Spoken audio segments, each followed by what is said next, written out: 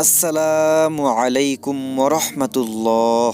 প্রিয় মুসলমানদের পথের শ্রোতা বন্ধুরা, আশা করি সবাই মহান আল্লাহ তাআলার অশেষ মেহেরবানি ও দয়ায় অনেক ভালো আছেন। যারা মুসা আলাইহিস সালামের অনুসারী হলেন, তাদের উপর ফেরাউন ও তার অনুসারীরা খুব নির্যাতন চালাতে লাগলো। তখন মুসা আলাইহিস সালাম আল্লাহ পাকের নিকট আকুল আবেদন জানালেন, ইয়া আল্লাহ, আপনি এখন ফেরাউন ও তার অনুসারীগণকে ধ্বংস করে দিন। আল্লাহ পাক তার আহ্বানে সাড়া দিলেন। তিনি বললেন, আমি তোমার দোয়া কবুল করেছি। তুমি তোমার অনুসারীদেরকে নিয়ে কেনানে রওয়ানা হয়ে যাও। মুসা আলাইহিস সালাম গোপনে গোপনে প্রত্যেক বাড়িতে বাড়িতে এই সংবাদ পৌঁছিয়ে দিলেন। তাহারা এক রাত্রে বিরাট বাহিনী নিয়ে রওয়ানা হলেন। প্রায় 6 লক্ষ জনতার বিশাল কাফেলা, নারী পুরুষ শিশু বৃদ্ধ সবাই একযোগে নামল পথে। গৃহপালিত সব পশুও সাথে নিল তারা।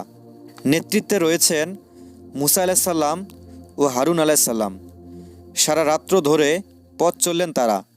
সকালবেলায় লোহিত সাগরের পাড়ে এসে চিন্তিত হলেন, কিভাবে সাগর পাড়ি দিবেন।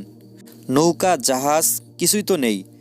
এমন সময় পিছনে বহুদূর থেকে ফেরাউন ও তার সৈন্যদের শোরগোলের আওয়াজ কানে এলো। সবাই ঘাবড়ে গেল। হায়, এ কী হবে!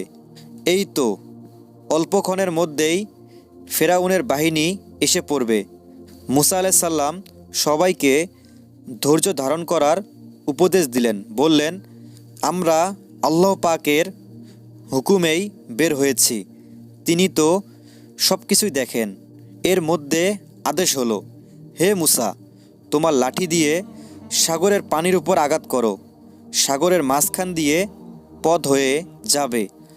মুসা আলাইহিস সালাম সঙ্গে সঙ্গে সাগরের পানিতে লাঠি দিয়ে আঘাত করলেন। সাথে সাথে সাগরের পানি দুদিকে দেয়ালের মতো দাঁড়িয়ে গেল।